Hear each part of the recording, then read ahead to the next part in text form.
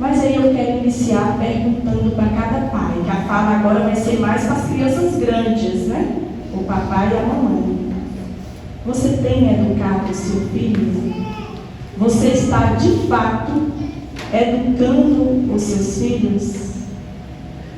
Porque sabe o que acontece na maioria das vezes? Os pais, que têm toda a responsabilidade de educar os filhos, têm delegado essa responsabilidade para a escola, para os vizinhos, para os avós, para alguns amigos e principalmente para as telas.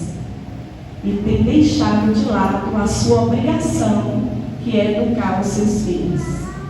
Educar talvez seja a tarefa mais difícil que exista.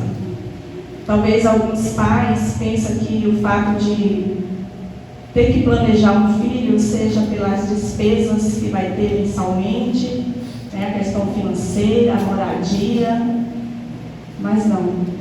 É o criar no dia a dia, é o educar, é o orientar, é instruir.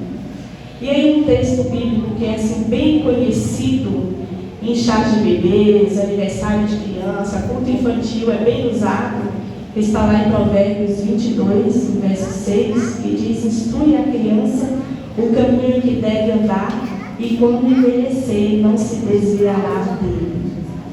Aí a gente se aplica esse texto apenas em relação à religião, à igreja.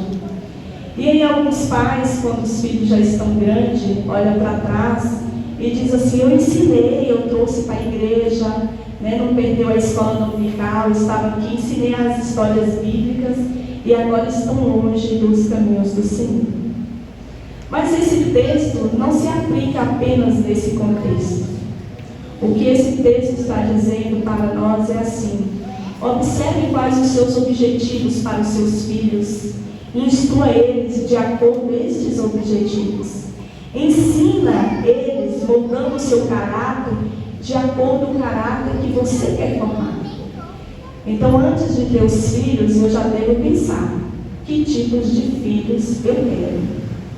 Eu já devo pensar como vai ser o homem que eu vou formar ou a mulher que eu vou formar. E aí é dentro desses objetivos que eu vou instruir, é esse caminho que eu vou direcionar para os meus filhos. Por isso que eu digo, não é tarefa fácil. Enquanto são pequenos, né, tá ali igual o Joaquim, a gente coloca no colo, consegue manter perto, ali do lado. Mas depois que crescem, e aí os pais que já têm os filhos grandes, né, vocês, não é fácil. A gente está dizendo senta, mas ele quer ficar em pé. A gente está falando fica em pé e ele quer sentar. As coisas mudam, os interesses mudam, né? A melhor companhia já não é mais a do papai e a da mamãe. Tudo muda. É por isso que enquanto é criança, eu devo investir em educar. Eu devo ensinar. Porque esse temor não vai perder. Mesmo que trilhe outros caminhos, retornarão para o caminho que o seu lar paternal ensinou. Os ensinamentos dos pais vão ficar ali, fixados em sua mente. E aí eu volto à minha pergunta: quem está educando os seus filhos? Você delegou essa responsabilidade para alguém? Deixou entregue a alguém essa responsabilidade? Quem é que está ditando as regras dentro do seu lar? Os horários, os espaços? Quem está organizando tudo isso? É a escola? É a professora? A criança, ela tem um vínculo muito forte com os seus professores da escola, muito forte mesmo, mais do que o vínculo com os professores do Ministério Infantil na igreja. E aí você está delegando essa responsabilidade para a professora que você nem sabe qual é a formação religiosa dela, quais são os seus princípios, e aí você está delegando a ela. Ou talvez está deixando na mão dos professores da escola bíblica, deixando na mão, né, das famosas tias, que vai estar ensinando. O tempo aqui é mínimo, não é o suficiente para educar. A educação da criança compete exclusivamente aos pais. Não abra o seu espaço para ninguém. porque outra pessoa não vai ver o seu filho como um bem mais precioso. Somente o pai e a mãe conseguem ver o filho como um bem mais precioso. Então não dê espaço para outra pessoa estar orientando os seus filhos, mas oriente, para que quando alguém lá fora falar com ele algo diferente do que você ensinou, ele possa ter ousadia e dizer assim: não, meu pai me disse foi assim, minha mãe me falou foi assim. Nós, enquanto pais, nós trabalhamos muito, lutamos muito, porque queremos dar um futuro melhor para os nossos filhos. Nós até usamos uma frase que eu quero dar para eles aquilo que eu não tive.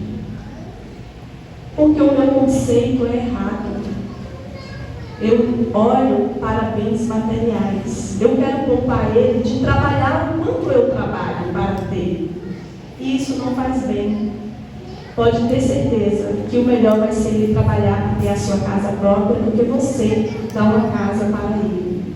Vai ser bem melhor ele trabalhar para ter a sua moto, o seu carro, do que você comprar e dar de presente para ele. Não estou dizendo que você não possa dar o presente, dê o melhor na condição que você tem, mas não trabalhe apenas para isso.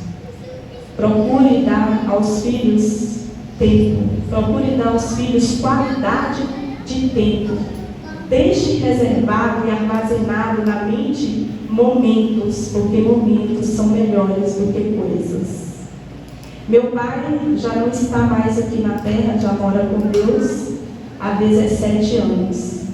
E as lembranças que eu tenho dele, que são boas lembranças, que afagam o meu coração e a minha memória, são de momentos vividos e não de coisas, até porque não deixou grandes coisas.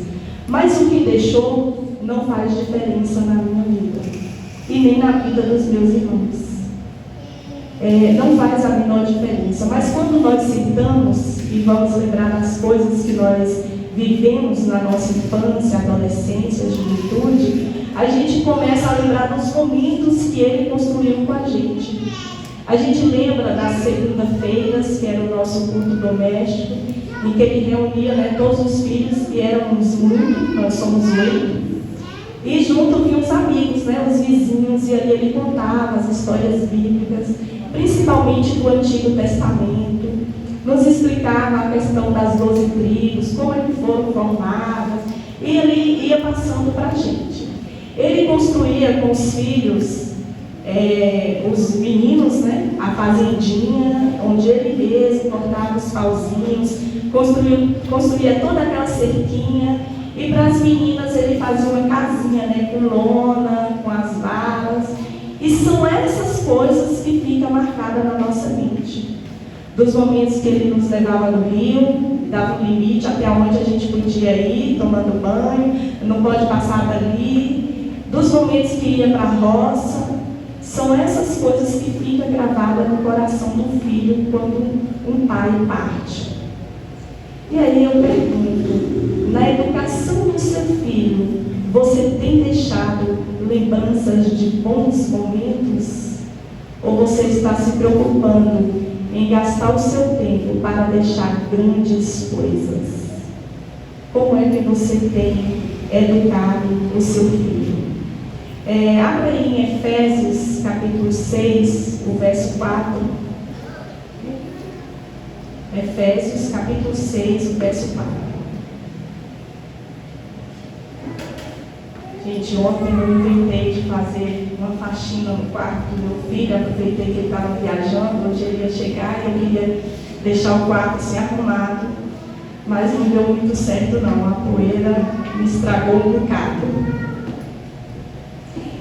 Em Efésios 6, 4 diz assim: pais, não irritem seus filhos, mas antes criem-nos segundo a instrução e o conselho do Senhor. Alguns dizem por aí que a criança não vem com receita, A gente não tem uma receita quando recebe os filhos de como educar, mas vem, nós temos sim, nós temos a receita, nós temos um manual de como criar filhos, de como educar. Nós só temos preguiça de ler e não queremos também se manual nos fala, mas a Bíblia Sagrada é esse manual, é a receita completa de como educar um filho. E aqui a Bíblia diz que nós devemos estar educando, criando, segundo a instrução e o conselho do Senhor.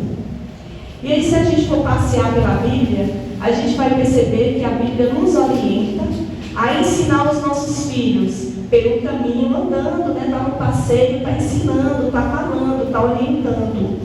A mesa, né? Na hora das refeições, estamos ali orientando também, falando sempre. Ao deitar, né? Vai colocar ali para dormir, viu o pastor falando aqui da música que a mãe dele cantava, da historinha que contava. Então, na hora de dormir, ao levantar. Ou seja, em todos os momentos, nós precisamos estar ensinando os nossos filhos. Só que nós, mesmo sabendo certo, mesmo sabendo o correto, nós temos negligenciado isso, porque dá trabalho. Então é muito mais fácil eu pegar o celular e dar na mão do meu filho para que ele fique ali envolvido, olhando alguma coisa do seu interesse, e eu possa fazer os meus afazeres, né, seja domésticos ou seja do meu trabalho. Então eu acabo delegando para uma tela a responsabilidade de ensinar que é minha. Quais são as crianças aqui que têm telefone, que já tem celular? Tem alguma criança aqui que tem celular? Olha, muitas crianças, né? Ganharam de presente da mãe, do pai, ou vocês trabalharam e compraram? Alguma criança aqui trabalhou para comprar o seu celular? Nenhuma? Tudo foi presente. E para vocês foi o melhor presente, não foi? Foi bom esse presente, ganhar o celular? Foi bom, né?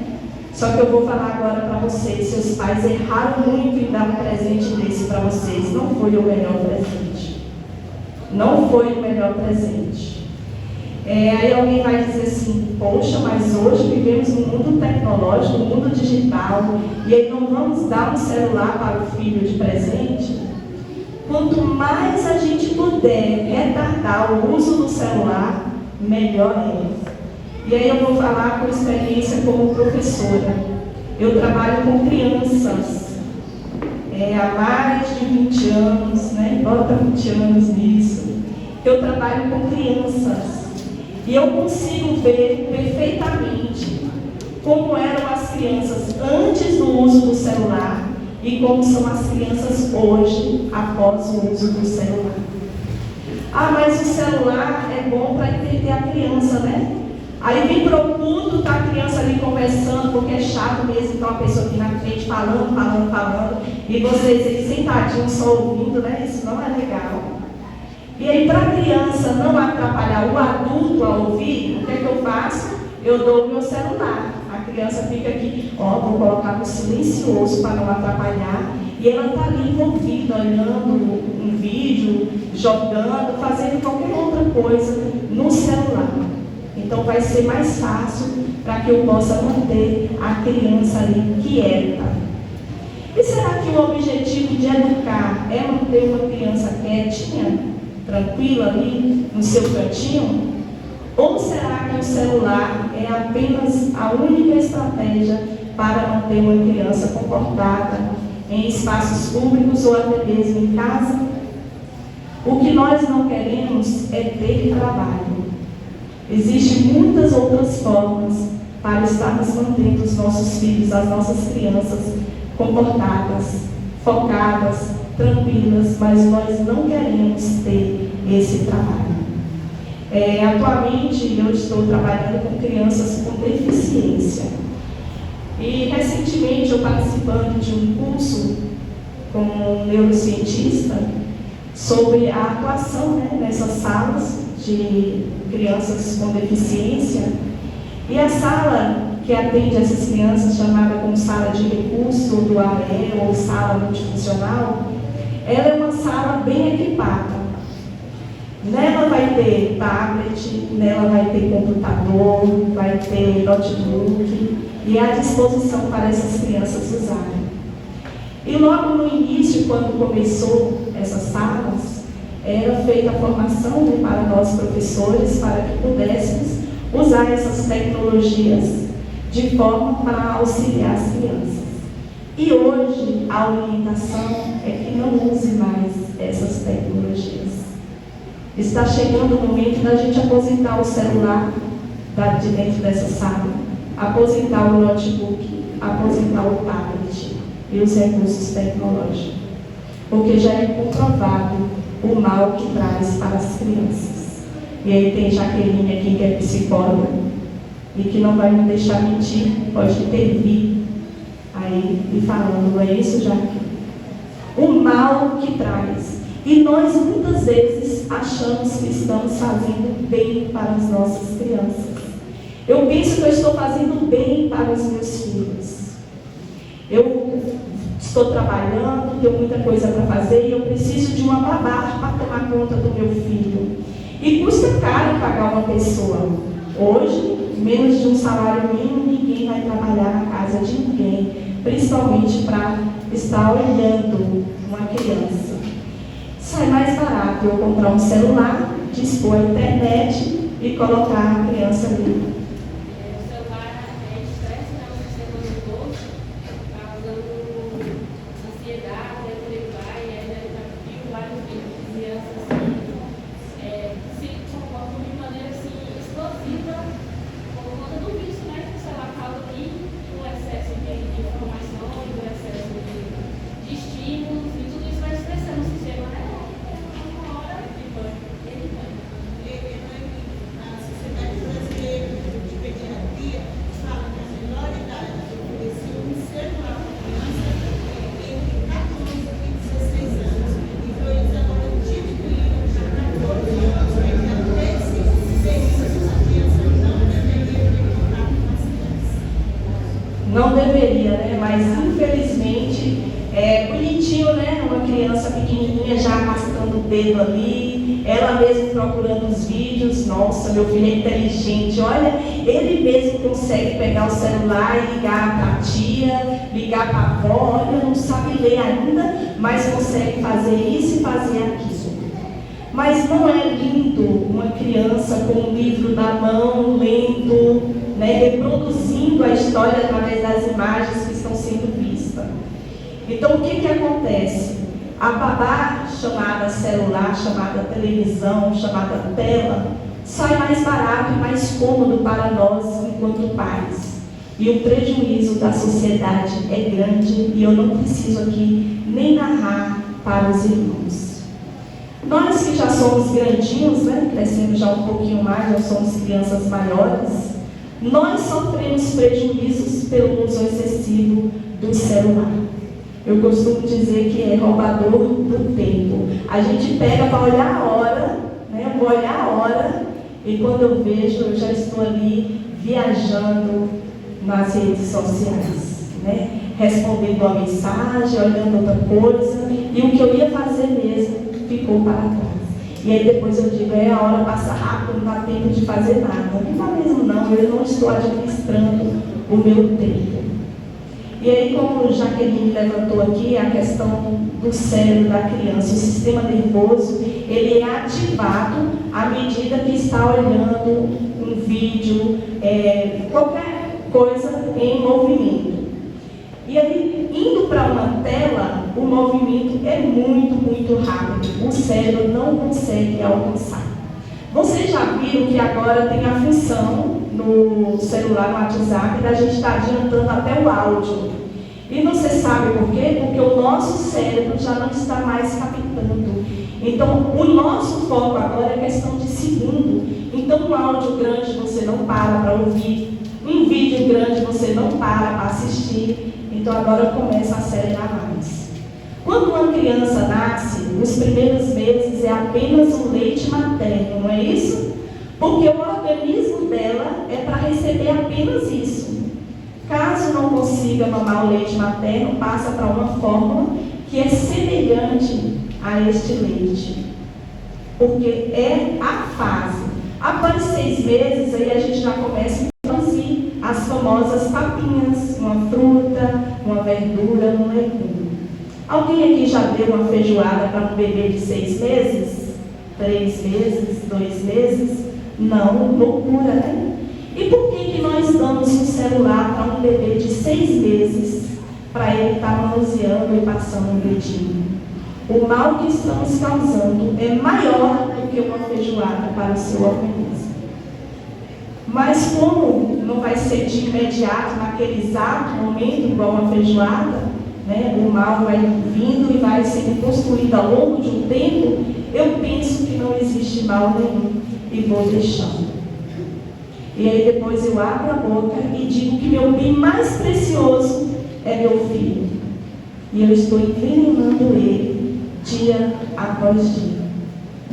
Eu tenho uma sobrinha e ela tem um filho na idade de 5 anos. De 5 anos. E em janeiro nós fomos passar alguns dias lá e eu fiquei admirada da posição dela. Ela é uma menina nova. Da posição dela não dá o celular para o filho.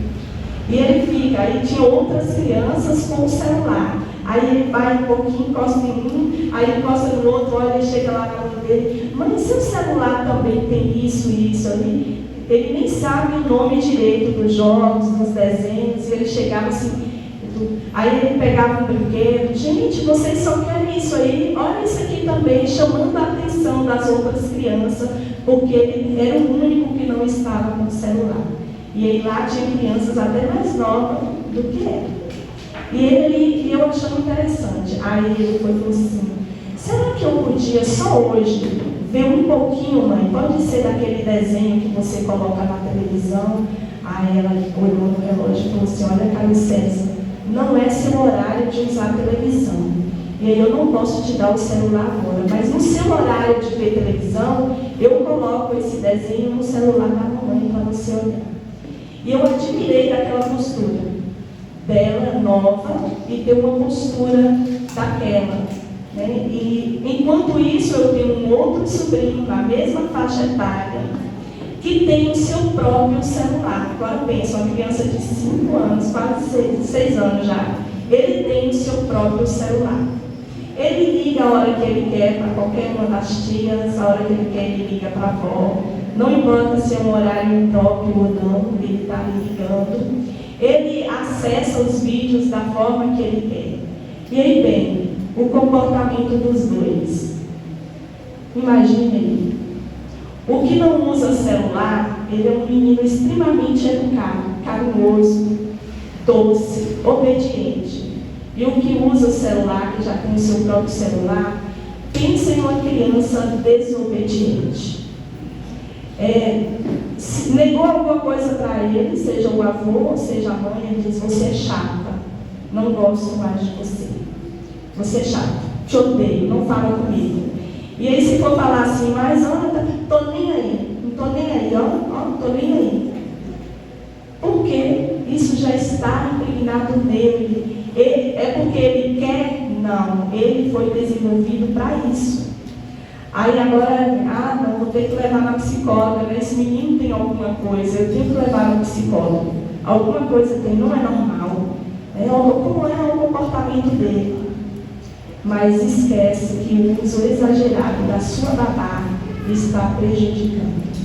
Quem educa o seu filho? E você está educando na instrução do conselho do Senhor?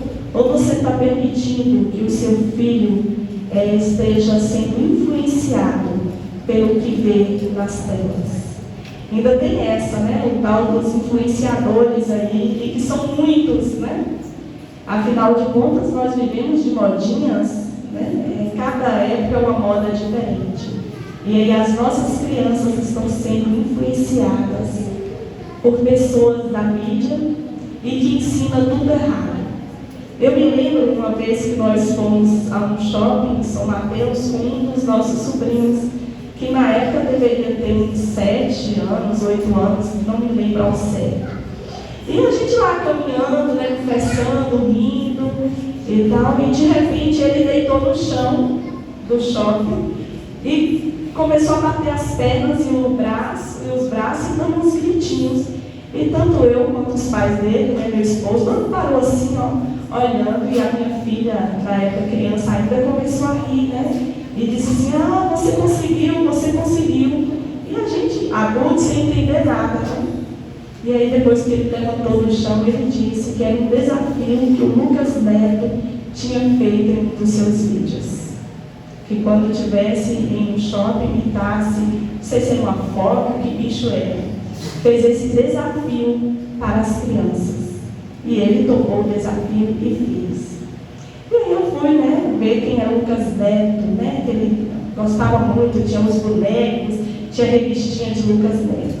E Lucas Neto ensina as crianças um desafio, Mas aqui, como são crianças obedientes, jamais vai entrar nesse desafio, Encher uma banheira de maionese e tomar um banho de maionese.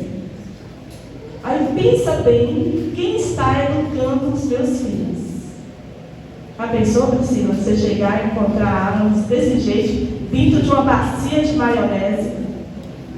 E quantas crianças fizeram isso? Nós temos jogos que ensinam as crianças a serem violentos, a matarem. E agora, com a inteligência artificial, a coisa está pior ainda. Esses dias mesmo, uma criança de 4 anos, que eu atendo ela estava falando de, eu não lembro o nome, não sei se é Angelina, bailarina, assassina, uma coisa assim. E ela só repetindo essa frase na sala de aula. Caputina, Bailarina, caputina, assassina. E ela só repetindo isso o tempo todo na sala de aula, e a professora foi lá me chamar. Socorro, você que sempre dá um jeito aí, resolve aqui. 4 anos. Ela é da educação infantil.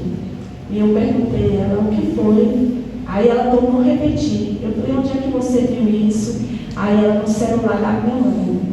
E eu sou a bailarina caputina assassina. E eu vou matar todo mundo. E não falou 1 nem 2 vezes, não. Repetiu várias e várias vezes isso. E quando o pai chegou para buscar, que a gente conversou com o pai disse assim, já tem uns 3 dias que ela fala isso lá em casa. E eu falei, tem 3 dias que ela não usa mais o celular, E ele, não, é difícil, não tem como a gente tirar. É o único jeito dela ficar quieta. É uma criança atípica. Agora imagina o prejuízo que está sendo causado para essa criança. Eu não quero nem arriscar a dizer o que pode acontecer. Eu prefiro não arriscar nem arriscar a dizer. E nós somos os responsáveis. Nós somos os responsáveis. Lutei muito para não dar o celular para os meus filhos, E a água ainda foi mais fácil porque no tempo dele não estava tão acessível. E a Anne, ela sempre ficava pedindo, só eu não tenho celular. Só eu não tenho celular. Era assim, não? Só eu não tenho celular.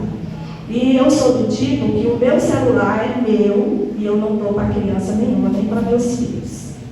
No meu celular não tem jogo, eu não gosto de jogo e eu não deixo nem os meus filhos, nem criança nenhuma jogar no meu celular, porque eu não gosto. Então ela sofria por isso. Ela pedia e não tinha. E acabou que não ganhando o celular. Eu sempre dizia, não, quando você tiver 12 anos, nós vamos dar um celular para você. Quando tiver 12 anos. Espera, vai chegar. Aí ela fez 12 anos e a gente não tinha dado ainda um celular para ela. Aí começou a época pandêmica e a escola passou a ser aulas online. E eu, como trabalho, precisava do meu celular para fazer as minhas aulas, então não tinha como ela usar o meu celular e nem do pai. Aí, como os horários chocavam, aí nós nos vimos obrigados a dar um celular para ela poder assistir às aulas. E no início tudo bem, era tudo bem controlado, Ela já mais de 12 anos, então estava fácil ali para resolver.